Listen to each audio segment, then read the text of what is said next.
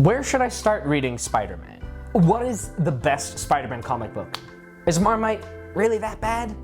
These are a lot of common questions that I see in the realm of Spider-Man. Except the last one. That's not really, people don't really ask that. But today, we are going to answer what is a great place to start reading Spider-Man and what is the best Spider-Man comic? The answer, it's the same comic. What?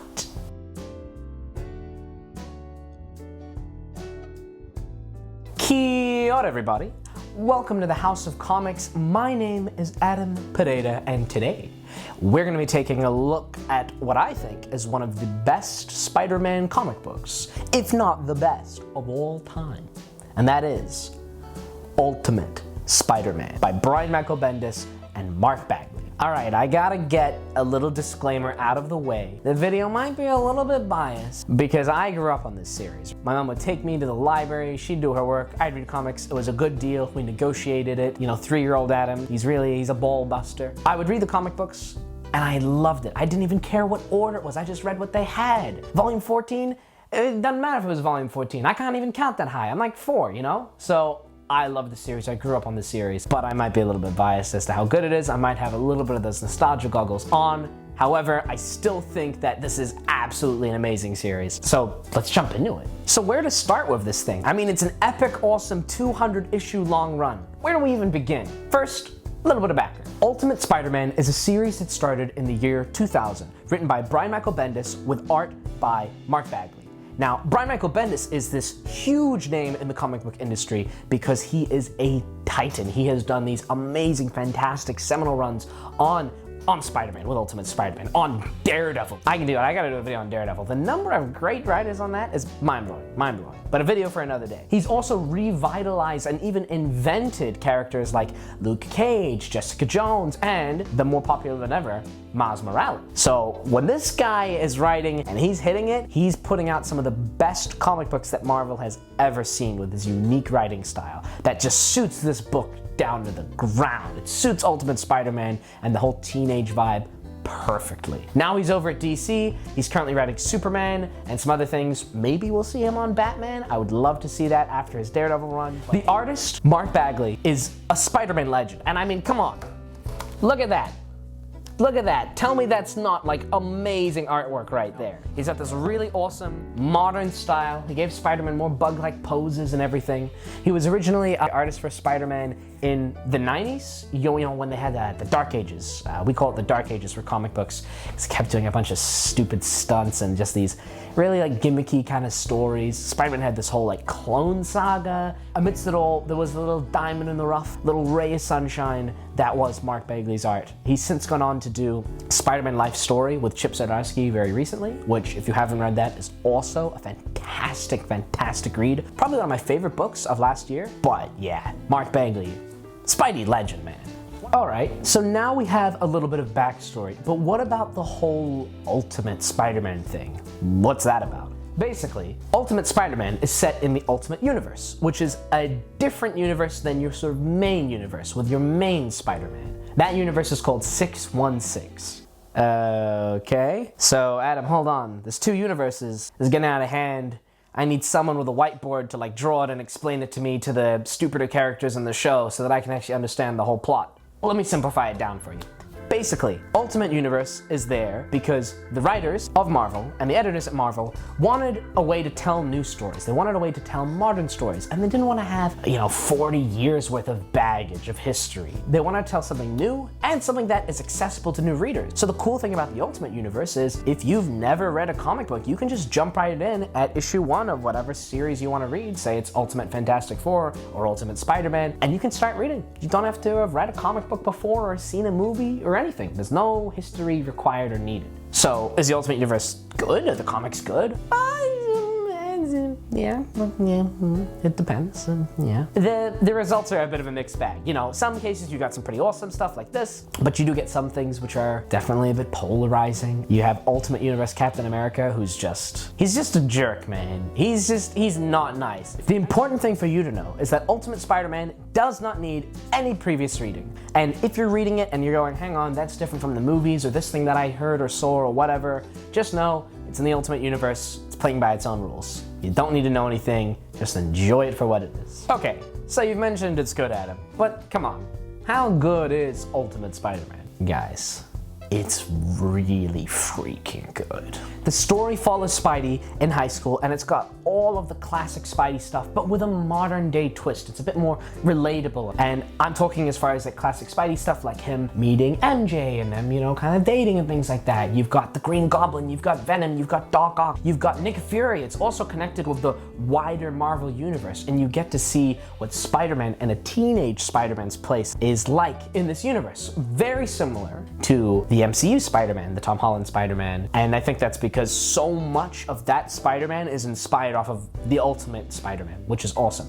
Not so much the Iron Man stuff, but a lot of it. The story is awesome for so many different reasons. I don't even know where to start. I mean, sorry, let me just get a rambled, unorganized gush just out of the way. It's absolutely fantastic because you've got Spider-Man, but he's so relatable and interesting. Like the voice that they use, you know, Brian McCummins has just got it down pat. He gets the character. He gets why John Romita. He gets how to make the dynamics interesting. But also the progression. This is 200 issues over I think it's like a decade of Spider-Man. So getting to see how things start and how they end up, you know. Okay, gushing over. Let's start with the writing. When Bendis hits, this boy slaps, okay? The writing is so good. He's got the voice for Peter down. He gets the character. He gets what makes Spider-Man interesting. He gets how to create these interesting problems for Spider-Man and how to find interesting solutions or how to not find interesting solutions in a satisfying way. The internal monologue for Peter is fantastic. His supporting cast, his friends, his foes, his relationship with MJ, the character progression, seeing it progress over time, watching them come with these hurdles of, you know, oh, well, I'm Spider-Man and she's in danger around me, and can she even be around me? Can I even have friends? And watching them try and sort through the problems in their relationship, but also how sometimes they won't sort through the problems, and seeing where that takes them, where does that lead them, who does it take them to? I mean, another great character, I think, one of the highlights of the run, Aunt May. Yeah, I know, Aunt May. Not like Venom or like Doc Ock. They're both amazing, especially Doc Ock. But Aunt May in this book is fantastic. She feels so grounded and real, and she's got her own boundaries, and she's trying to understand Peter because he's just a teenager, you know, she's been there, and she's trying to be a good sort of mother, but give him that leniency and that freedom, but not too much, and you know, he's got to kind of dodge around it because sometimes he's flaking school because he's being Spider-Man. Sometimes he's flaking because he's having personal problems. He's having relationship problems, friendship problems. Aunt May, really hands down, great character. I'm so glad we've ditched cranky like, oh no, I'm going to die, but here's some wheat cakes, Peter Parker.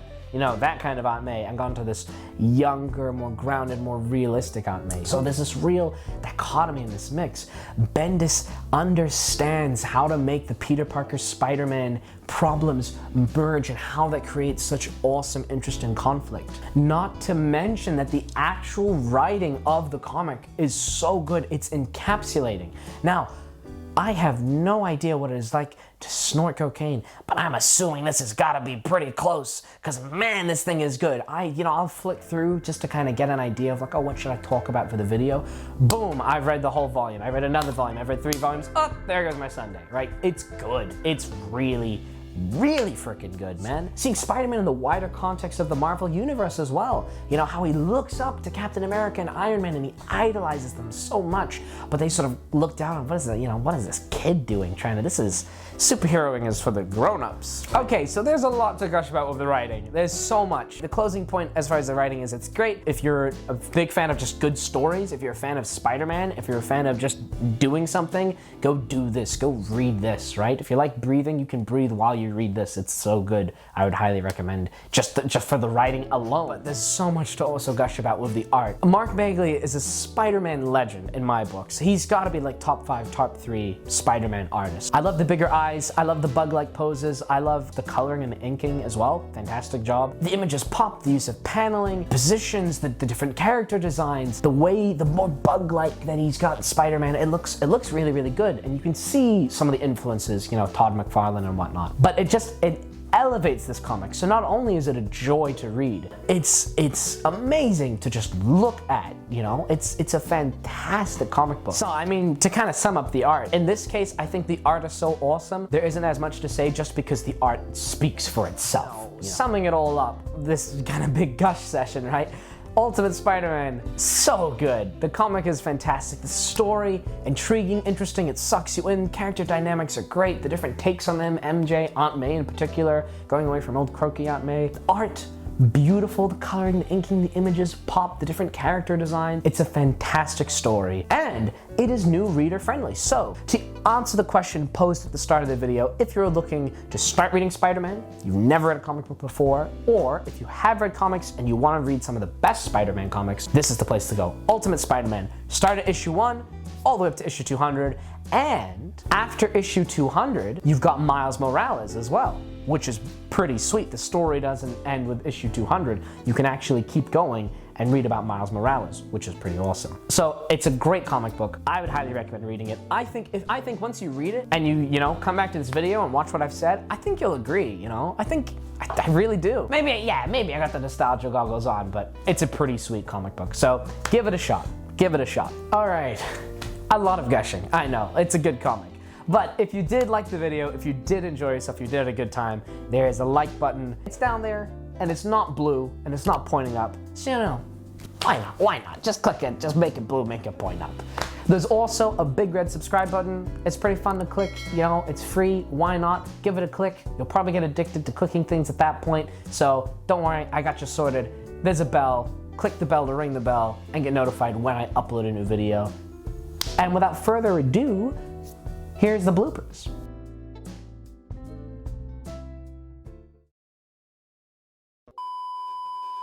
That's the best. It is best.